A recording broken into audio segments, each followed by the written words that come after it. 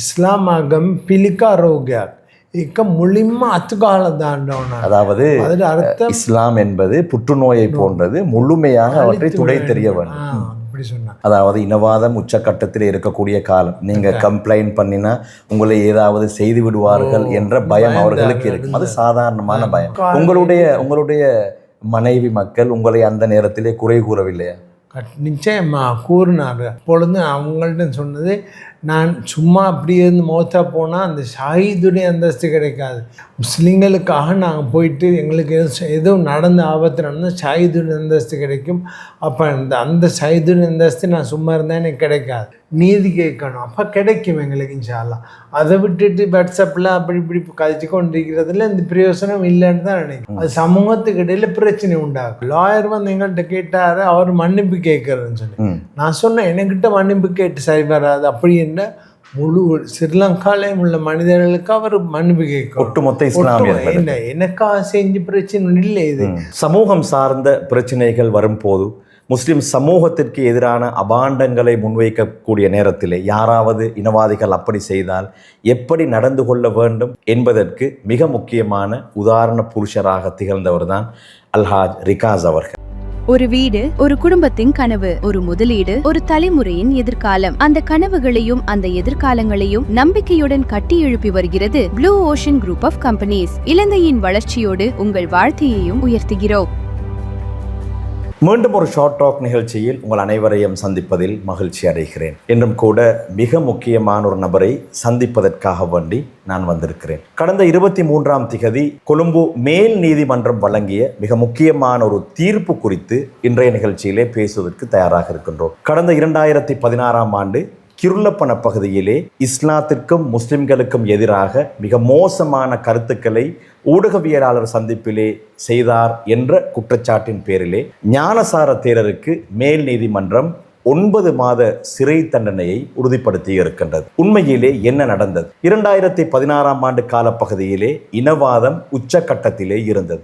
அக்காலப்பகுதியிலே முஸ்லிம்களுக்கு எதிரான மிக மோசமான நச்சு கருத்துக்களை பரப்பி வந்தவர்தான் ஞானசார தேரர். 2016ஆம் ஆண்டு கிருளப்பன பகுதியிலே அவர் நடாத்திய ஒரு ஊடகவியலாளர் சந்திப்பிலே இஸ்லாமியர்கள், இஸ்லாமும் முஸ்லிம்களும் ஒரு புற்றுநோய் போன்றது, எனவே அவற்றை முழுமையாக துடை தெரிய வேண்டும் என்ற அடிப்படையிலே கருத்துக்களை சொல்லியிருந்தார்.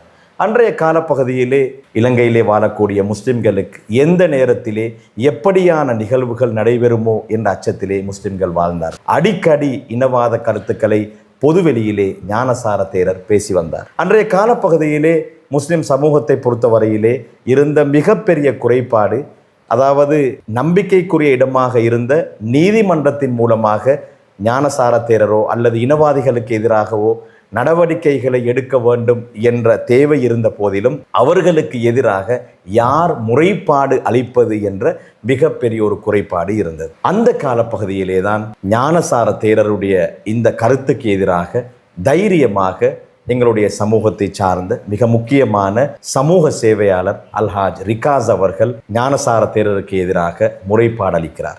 உண்மையிலே அவர் அந்த முறைப்பாட்டை சிசிடியிலே கலாம்பு கிரைம் டிவிஷனிலே தான் வழங்கியிருந்தார்.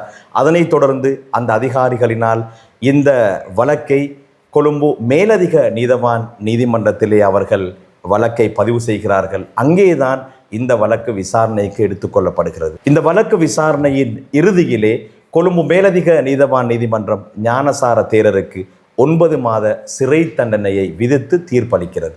உண்மையிலே ரிகாஸ் ஹாஜியாருடைய இந்த முறைப்பாட்டாளர் சார்பாக 3 சட்டத்தரணிகள் ஆஜராகி இந்த வழக்கை முன் கொண்டு சென்றிருந்தார்கள். குறிப்பாக சட்டத்தரணி ஹிஜாஸ் ஹிஸ்புல்லா அவர்கள், சட்டத்தரணி கசாலி ஹுசேன் அவர்கள், சட்டத்தரணி MIM நலீம் அவர்கள் யாருக்குமே அஞ்சாமல் இந்த முறைப்பாட்டாளர் சார்பாக அவர்கள் மேலதிக நீதவான் நீதிமன்றிலே ஆஜராகி இருந்தார். தீர்ப்பு வந்ததற்கு பின்னால் இந்த வழக்கின் பிரதிவாதியான ஞானசார தேரர் இந்த வழக்கை மீண்டும் அப்பீல் செய்கிறார் மேல் நீதிமன்றத்திலே. அந்த அடிப்படையிலே மேல் நீதிமன்றத்திலே கடந்த 23ஆம் திகதி அவருக்கு வழங்கப்பட்ட 9 மாத சிறை தண்டனையை உறுதிப்படுத்தி தீர்ப்பு வழங்கப்பட்டிருக்கின்றது.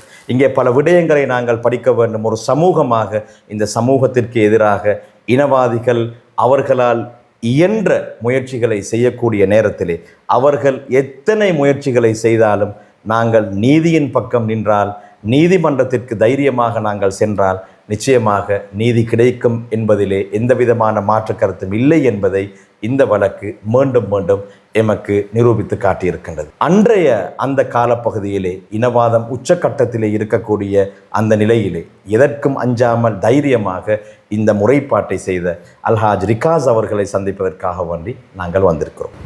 அஸ்ஸலாமு அலைக்கும் வரஹ்மத்துல்லாஹி வபரகாத்துஹு. வலைக்கும் அஸ்ஸலாம் வரஹ்மத்துல்லாஹி வபரகாத்துஹு. உண்மையிலே உங்களுக்கு சமூகம் சார்ந்த நன்றிகளை தெரிவிக்க வேண்டும். நான் இன்று உங்களை நாடி வருவதற்கு ஒரு காரணம் இருக்கின்றது. எதிர்காலத்திலும் முஸ்லிம் சமூகம் மீது யாராவது பிழையான, முறையற்ற, கீழ்த்தரமான விடயங்களை, அபாண்டங்களை சுமத்தும் பட்சத்திலே உங்களை போன்று தைரியமாக யாராவது நீதிமன்றத்தை நாட வேண்டும். எனவே நீங்கள் ஒரு முன்மாதிரி மிக்கவர், உங்களை சமூகமயப்படுத்த வேண்டும் என்பதே என்னுடைய நோக்கம். 2016ஆம் ஆண்டு கிருளப்பனையிலே நடைபெற்ற அந்த ஊடகவியலாளர் சந்திப்பிலே ஞானசார தேரர் கூடிய விடயங்களை முதலில் பகிர்ந்து கொள்ளுங்கள். அவர் என்ன கூறினார் என்றால், இஸ்லாமாகம் பிலிக்கா ரோக்யா இக்க முழுமா அத்துக்கால தாண்டவனா, அதாவது அர்த்தம் இஸ்லாம் என்பது புற்றுநோயை போன்றது, முழுமையாக அவற்றை துடை தெரிய வேண்டும் அப்படி சொன்னான். அதனால நான் அப்போ அதுக்காக யார் சரி போய் கம்ப்ளைண்ட் பண்ணுவாங்கன்னு யாரும் செய்யலை. அப்புறம் தான் நான் யோசித்து இந்த இஜாஸ் புல்லா நலீம் லாயர் அவர்கிட்ட கதைச்சி அவங்க சொன்னாங்க, இல்லை நீ போய் போடுங்க, பிரச்சனை இல்லைன்னு சொல்லி அது போடுறதுனால அவங்களோட ஒத்துழைப்போட இன்ஷால்லாம் அதில் நாங்கள் வெற்றி கண்டோம். எல்லாரோட உதவி கொண்டு நாங்கள் முறையான ஜட்ஜ்மெண்ட் நடக்கணுமெண்டு கேட்டு நீதித்துறையால் நல்ல ஒரு நீதி கிடைத்திருக்கின்றது. இங்கே ஒரு முக்கியமான விடயம் இருக்கின்றது. அதாவது முஸ்லிம் சமூகத்திலே மிகப்பெரிய ஒரு குறைபாடாக நான் பார்க்கக்கூடிய ஒரு விடயம், சமூகம் சார்ந்த ஒரு பிரச்சனை வரக்கூடிய நேரத்திலே அனைவரும் வாட்ஸ்அப் குடும்பங்களிலே பேசுவார்கள், சமூக வலைத்தளங்களிலே பேசுவார்கள், தேவையான சட்ட நடவடிக்கைகளை எடுப்பதற்கு தவறிவிடுவார்கள். தைரியமாக முன்னால் சென்று வழக்குகளை பதிவிட மாட்டார்கள், எஃப்ஆர் கேஸ் ஒன்றை ஃபைல் பண்ண மாட்டார்கள். அவர்களுடைய பல விடயங்களை கருத்தில் கொண்டு அப்படியெல்லாம் நடக்க ரிகாஸ் ஹாஜியார் தைரியமாக அன்றைய நாளிலே போய் சமூகத்திற்காக வேண்டி இந்த முறைப்பாட்டை செய்கிறீர்கள். உங்களுடைய மனைவி மக்கள் உங்களை அந்த நேரத்திலே குறை கூறவில்லையா? நிச்சயமா கூறினார். அப்பொழுது அவங்கள்ட்ட சொன்னது, நான் சும்மா அப்படி இருந்து மௌத்தா போனால் அந்த ஷாஹீதுடைய அந்தஸ்து கிடைக்காது. எங்களோட இந்த முஸ்லீம்களுக்காக நாங்கள் போயிட்டு எங்களுக்கு எதுவும் நடந்த ஆபத்து நடந்தால் ஷாஹீதுடைய அந்தஸ்து கிடைக்கும். அப்போ அந்த ஷாஹீதுடைய அந்தஸ்து நான் சும்மா இருந்தால் எனக்கு கிடைக்காது. அப்படி ஒரு நாட்டம் இருந்த அல்லாட அப்படி ஒரு சந்தி கிடைக்கும்னு அதனால் எங்கள் மனை சரி என்று சொன்னோம். அதாவது இனவாதம் உச்சக்கட்டத்தில் இருக்கக்கூடிய காலம், நீங்கள் கம்ப்ளைண்ட் பண்ணினா உங்களை ஏதாவது செய்து விடுவார்கள் என்ற பயம் அவர்களுக்கு இருக்கும். அது சாதாரணமான பயம். ஆனால் நீங்கள் அப்படி நடந்தாலும் இது முஸ்லீம் சமூகத்திற்காக வேண்டி நான் இதை செய்கிறேன் என்ற இந்த நீயத்தில் போறீங்க. இந்த வழக்கை நீங்கள் முறைப்பாடு செய்ததற்கு பின்னால் உங்களுக்கு ஏதும் பிரச்சனைகள் வந்ததா? அப்போ நான் இந்த பொருள ஜும்மா மஸ்ஜித் இல்லை ட்ரஸ்டி வைஸ் பிரசிடெண்ட்டாக இருந்தது. அப்போ அந்த காலத்தில் அந்த ஒரு எங்களோட பள்ளிக்கு 4 பேர் கல்லடிச்சு பள்ளி உடைச்சாங்க. எங்கள்ட இந்த இலங்கையில் நீங்கள் இந்த முறைப்பாடு செய்ததன் பிறகு அதுக்கு பிறகு என்னன்னு எங்களோட அந்த பொருளை பள்ளியிடத்தை அல்ஹம்துலில்லாஹ்னு சொல்லி அவங்கள பிடிச்சாங்க. பிடிச்சு அவங்கள கல்லடிச்ச பிடிச்சிட்டாங்க. அது இலங்கையிலே அது உண்டு தான் நான் நினைக்கிறேன் பிடிச்ச விஷயம். அது இலங்கையில் அந்த பொருளை பள்ளியில் மட்டும்தான் பிடிச்சேன் நான். நீங்கள் முறைப்பாடு செஞ்ச காரணத்தால பள்ளிக்கு கல்லடிச்சாங்க. அதை நீங்கள் முறைப்பாடு செய்ததுக்கு பின்னால் அடிச்சவங்களை பிடிக்கிறாங்க. சரி, அப்படி ஒரு த்ரெட் உங்களுக்கு இருந்தது. அப்படி இருக்கத்தான் நீங்க முறைப்பாடு செய்றீங்க. நீதிமன்றத்திற்கு எத்தனை தடவை போனீங்க? யார் உங்களுக்கு உதவி செஞ்சாங்க? சட்டத்தரணிகள்? சட்டத்தரணிங்க மேம் நலீம் லாயர், மற்ற ஹிஜாஸ் புல்லா, மற்ற கசாலி லாயர் அவங்க 3 பேர் தான் வந்தாங்க. என்னோட எல்லாம் செய்தாங்க. லாயர்மா தேவையில்லை, சிசிடியாலே கேட்பாங்க. ஆனால் இவங்க ஒத்துழைக்கணும் பண்ணுறதுக்காக இவங்களோட தங்களுடைய பங்களிப்பை செய்ய வேண்டும் என்ற நல்ல நோக்கத்தில் வராங்க. சரி, மேலதிக நீதிமன்றத்திலே இந்த நீண்ட வழக்கு விசாரணைகளுக்கு பின்னால் ஞானசார தேரர் குற்றவாளி என்பதை உறுதிப்படுத்தி அவருக்கு 9 மாதங்கள் சிறை தண்டனை வழங்கப்பட்டது. அப்போது அதற்கு பின்னால் தேரர் உங்களோடு பேசுவதற்கு ஏது முயற்சிகள் செய்தாரா? அதாவது சமரசத்துக்கு கொண்டு வருவது. அவர் அந்த லாயர் எங்கள்கிட்ட கேட்டாரு, அவர் மன்னிப்பு கேட்கறதுன்னு சொல்லி நான் சொன்னேன், என்கிட்ட மன்னிப்பு கேட்டு சரி வராது. அப்படி என்ன முழு ஸ்ரீலங்காலையும் உள்ள மனிதர்களுக்கு அவர் மன்னிப்பு கேட்க ஒட்டுமொத்த இஸ்லாமியர்கள் எனக்காக பிரச்சனை இல்லை. இது முழு முஸ்லீம் அவருக்கும் தனிப்பட்ட எந்த பிரச்சனையும் இல்லை. அப்படி கேட்க சொல்லி நான் சொன்னேன், அப்படி கேளுங்க, அதுக்கு பிறகு நாங்கள் யோசித்து சொல்லுவோம்னு சொன்னேன். அப்படி சொன்னு கேட்டேன். ஆனால் அவர் அதுக்கு தயாராகலை. அதுக்கு பின்னால் அவர் அதாவது மேல் நீதிமன்றத்தில் இந்த வழக்கை அப்பீல் செய்கிறார். அப்பீல் கோர்ட்டிலே அவருக்கு இப்போது தீர்ப்பு வழங்கப்பட்டிருக்கின்றது. இதன் மூலமாக ஒரு முன்மாதிரியான ஒரு விடயம் நடைபெற்றிருக்கின்றது. முஸ்லிம் சமூகத்தை பொறுத்தவரையிலே சமூக ரீதியாக ஏதேனும் குற்றச்சாட்டுகள், ஏதேனும் பாரிய முக்கியமான விடயங்களுக்கு நாங்கள் முகம் கொடுக்கக்கூடிய நேரத்திலே 2 விடயங்கள் இருக்க வேண்டும். ஒன்று, உங்களை போன்ற ரிகாஸ் ஹாஜாரை போன்ற தைரியமான யாராவது முறைப்பாடு செய்ய வேண்டும். இன்னும் ஒன்று, சட்டத்தரணிகள் குழு ஒன்று இருக்க வேண்டும். அவர்கள் அல்லாஹுக்காக வேண்டி முஸ்லிம் சமூகத்திற்கு இழைக்கப்பட்ட இந்த மோசமான விடயத்தை நாங்கள் எப்படியாவது நீதிமன்றத்தின் மூலமாக வாதாடி வெற்றி பெற வேண்டும் என்ற 2 பக்கமும் இருக்கின்றது. அந்த வகையிலே ஒரு முறைப்பாட்டாளராக நீங்கள் இருந்திருக்கிறீர்கள். இப்போது உங்களுடைய மனோநிலை எப்படி இருக்கிறது? எந்த மனநிலை? அல்ஹம்துலில்லாஹ், அந்த ஞானசார தேரர் அவர் இஷ்டத்துக்காக இது செஞ்சாருன்னு சொல்லி எனக்கு விளங்கல்ல. இவருக்கு பணம் கொடுத்து யாரோ இவரை பின்னுக்கு இருந்து இவரை இதை செய்ய வச்சாங்கன்ட்டு இயக்கி இருக்கிறாங்கன்ட்டு திட்ட தெளிவாக விளங்குது எனக்கு. இப்போ நீங்கள் சமூகத்தில் ஏராளமான இளைஞர்கள் இப்போது அநியாயங்களை கண்டால் கிளர்ந்து எழுகிறார்கள், பேசுகிறார்கள். ஒரு நல்ல முன்மாதிரி இருக்கின்றது. ஆனால் சட்டப்படி நீதிமன்றத்தை நாடி ஒரு விடயத்தை செய்ய வேண்டும் என்பதிலே இளைஞர்களுக்கும் சமூக செயற்பாட்டாளர்களுக்கும் நீங்கள் சொல்லக்கூடிய ஆலோசனை என்ன? தைரியமாக நாங்கள் நீதித்துறைக்கு போயிட்டு நீதி கேட்கணும், அப்போ கிடைக்கும் எங்களுக்கு இன்ஷா அல்லாஹ்.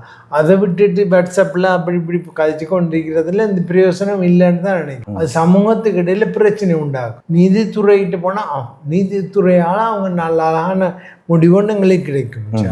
அதே போன்று சட்டத்தரணிகள் குழுக்களாக இணைந்து இந்த சமூகம் சார்ந்த விடயங்களில் ஈடுபடுவது குறித்து உங்களுடைய நிச்சயமா நிச்சயமா அது அல்லாஹ் பெரிய அல்லாஹ் அவங்களுக்கு கூலி கொடுப்பான். எங்களுடைய இஜாஸ்புல்லா நலீம் லாயர், எங்களுடைய கசால் லாயர், அவங்க வந்தது பெரிய பிரயோசனம் இருந்துச்சு. எனக்கு ஒரு பெரிய தைரியம். அந்த கோர்ட்ஸுக்கு போனால் இப்போ ஞானசாரம் வந்தான்னா அவங்களோட ஆட்கள்லாம் வந்திருப்பாங்க. அப்போ நான் மட்டும்தான் இருந்தது. இப்போ இந்த லாயர்ஸ்மார் வந்தார். உண்மையிலே ரிகாஸ் ஹாஜாரை பொறுத்தவரையிலே ஒரு சிறந்த சமூக சிந்தனையாளர். சமூகம் மேம்பாட்டுக்காக வேண்டி, முஸ்லிம் சமூகத்துடைய வளர்ச்சிக்காக வேண்டி பாரிய பங்களிப்பை செய்தவர். பல துறைகளிலும் அவர் இந்த சமூக மேம்பாட்டுக்காக வேண்டி தியாகங்களை, அர்ப்பணிப்புகளை மேற்கொண்டதன் விளைவாக இனவாதிகள் உச்சக்கட்டத்திலே இருக்கக்கூடிய காலத்திலே அநியாயமாக சிறைவாசம் அனுபவித்த மிக முக்கியமான ஒரு நபர். அல்லாஹ் அவருக்கு அருள்வாளிக்க வேண்டும். எனவேதான் இப்படியானவர்கள் சமூகமயப்படுத்தப்பட வேண்டும். இவருடைய அந்த துணிச்சல், தன்னம்பிக்கை காரணமாக இன்றைய நாளிலே இஸ்லாத்திற்கு எதிராகவும் அல்லாஹுக்கு எதிராக பேசிய, குர்ஆனை அவமதித்த அந்த சர்ச்சைக்குரிய தேரருக்கு தண்டனை வழங்கப்பட்டிருக்கின்றது. தண்டனையை ஒருவருக்கு தண்டனை வழங்கப்பட்டிருக்கின்றது என்பதிலே நாங்கள் சந்தோஷப்படுவது கிடையாது. ஆனாலும் கூட சட்டப்படி, அதாவது அல்லாஹுக்கு எதிராக ஒரு மனிதனுக்கு இருக்கக்கூடிய மனித உரிமைகளை மீறி ஒருவர் செயற்படும் போது அவருக்கு எதிராக முறைப்பாடுகள் அளிக்கப்பட வேண்டும். அவர் விசாரிக்கப்பட வேண்டும். அவருக்குரிய தண்டனை வழங்கப்பட வேண்டும். அப்படி நடைபெற்றால்தான் இது அனைவருக்கும் ஒரு முன்மாதிரி மிக்க செயலாக இருக்கும். ஜனநாயகமான ஒரு நாட்டிலே அனைவரும் நிம்மதியாக சந்தோஷமாக வாழ முடியும். இதுதான் இங்கே நடைபெற்றிருக்கின்றது. எனவே சொல்லுங்க. இன்னொரு விஷயம் என்னன்னா, நான் நன்றி கட்டம் நேரிக்கூடாது. நான் தனியாக போகிற நேரம் என்னோட வந்தது ஜிஃப்ரி ஹாஜார், பர்ல பள்ளியில் ட்ரஸ்டி நசீர் ஹாஜாரும் ஜிஃப்ரி ஹாஜாரும் தான் என்னோட துணையாக வந்தாங்க கோர்ட்ஸ் வரத்துக்கு. ஒவ்வொரு நேரம் கோர்ட்ஸ் வழக்கு வர நேரம் அவங்க வருவாங்க. அல்லாஹ் அவங்களுக்கு அருள்பாலிக்க வேண்டும். உண்மையிலே அதுதான் ரொம்ப உணர்ச்சி மிக்க ஒரு தருணம் ரிகாஸ் ஹாஜாருக்கு. அவர் பல சொல்லனா துன்பங்களை அனுபவித்தவர். எனவே அவருக்குத்தான் தெரியும் அவர் அனுபவித்த அந்த விடயம். ஆனாலும் கூட இலங்கையிலே வாழக்கூடிய 20 லட்சம் முஸ்லிம்களுக்காக வேண்டி ஒரு தனிநபராக அந்த முறைப்பாட்டை செய்திருக்கின்றார். தொடர்ந்தும் எதிர்வரக்கூடிய காலத்திலும் இது போன்ற நல்லவர்கள், தைரியமானவர்கள் உருவாக வேண்டும் என்பதற்காக வேண்டிதான் இன்றைய நாளிலே நான் இந்த இடத்திற்கு வந்து இவரை அறிமுகப்படுத்தி இருக்கின்றேன். எனவே இந்த துணிச்சலான அல்ஹாஜ் ரிகாஸ் அவர்களுக்கு இந்த சந்தர்ப்பத்திலே சமூகம் சார்ந்த நன்றிகளை தெரிவித்துக் கொள்கின்றேன். ரொம்ப நன்றி. ஜஸாக்குமுல்லாஹ் ஹைர். நீங்கள் ரொம்ப கஷ்டப்பட்டு இருக்கிறீங்க. இந்த சமூகத்திற்காக வேண்டி சிறைவாசம் அனுபவித்திருக்கின்றீங்க. நீங்கள் மாத்திரமல்ல, உங்களுடைய மனைவி மக்கள் நீங்கள் இல்லாத காலத்தில் ரொம்ப கஷ்டப்பட்டிருப்பாங்க. அல்லாஹ் உங்களுக்கு உயர்ந்த கூலிகளை தருவான். ரொம்ப நன்றி. சமூகம் சார்பாக ஜஸாக்குமுல்லாஹ் ஹைர். அல்ஹம்துலில்லாஹ். சமூகம் சார்ந்த பிரச்சனைகள் வரும்போது முஸ்லிம் சமூகத்திற்கு எதிரான அபாண்டங்களை முன்வைக்கக்கூடிய நேரத்திலே யாராவது இனவாதிகள் அப்படி செய்தால் எப்படி நடந்து கொள்ள வேண்டும் என்பதற்கு மிக முக்கியமான உதாரண புருஷராக திகழ்ந்தவர் தான் அல்ஹாஜ் ரிகாஸ் அவர்கள். இன்றைய நாளிலே அவருடைய நேர்காணலை பார்த்திருக்கிறீர்கள். எதிர்வரக்கூடிய காலங்களிலும் சமூக செயற்பாட்டாளர்களாக சமூகம் மீது அக்கறை கொள்ளக்கூடிய யாராக இருந்தாலும் ஒரு விடயத்தை எப்படி எதிர்கொள்ள வேண்டும் என்பதை இந்த நிகழ்ச்சி வாயிலாக நீங்கள் தெரிந்து கொண்டிருப்பீர்கள். எனவே இந்த விடயத்திலும் யார் யாரெல்லாம் ரிகாஸ் ஹாஜாருக்கு உதவியாக இருந்தார்களோ, யார் யாரெல்லாம் சட்டத்தரணிகளாக தங்களுடைய நேரங்கள் காலங்களை செலவழித்து இலவசமாக இதற்கு முன்னின்றார்களோ அவர்கள் அனைவருக்கும் அல்லாஹ் அருள்பாலிக்க வேண்டும் என்பதை ஞாபகப்படுத்திக் கொண்டு விடைபெற்றுக் கொள்கின்றேன். நன்றி.